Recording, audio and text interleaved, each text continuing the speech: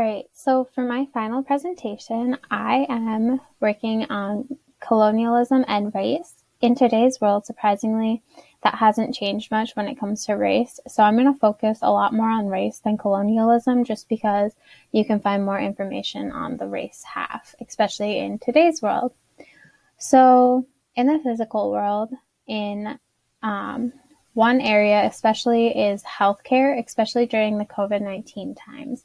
So healthcare systems need new emphasis on ensuring access to high quality care and preventative care, addressing patients' broader social needs as part of healthcare delivery, diversify the healthcare workforce to more closely reflect the demographic composition of the patient population, and providing competency-based curricula on structural factors, including structural racism.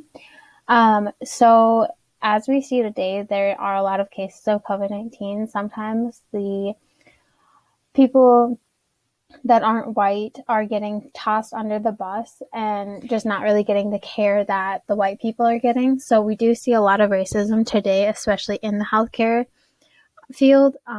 It has changed a bit from back when race was a really big deal.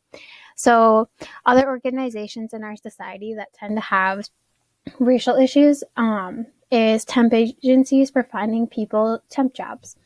So according to Coates, which is an author for one of the articles that did a study on temp agencies and how they find jobs for white people and people of different races, they especially focused on a white woman and a African American woman who have the same qualifications. So the two people with the same qualifications apply for a job and will get treated differently. So they both apply for the same job. The one woman who was white was able to access more information about the job. She was also able to just walk in and interview, where the African American woman was not allowed to just walk in and interview. She had to make an appointment, and they kind of just treated her a lot differently. They made her do like 7 different phone calls. Basically, she did get the job after all, but she decided to turn them down and go for a different job because of the way they treated her. And then ideological world. So in the ideological world,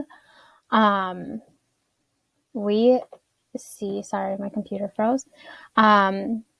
We have a lot of injustices, especially in 2020. So we have the George Floyd case, and there are many other ones, especially Breonna Taylor, in 2020. But back in 2018, there was an NBC News report that found that 64% of Americans believe that racism remains a major problem, and 45% believe that it's getting worse, which in 2020, it does seem like it has gotten a lot worse over the past few years.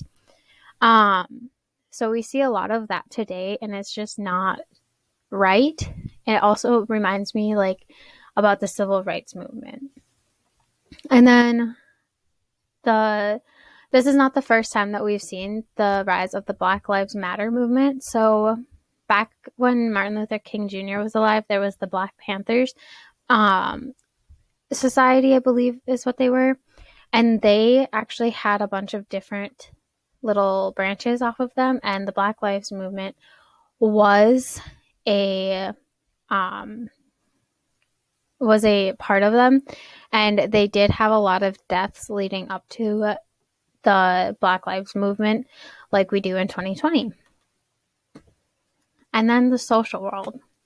So how has this matter changed over time? It really hasn't. We're still faced with the problem of both racism and colonialism, not as much with colonialism as we are with racism, especially now in 2020 with the Black Lives Matter movement.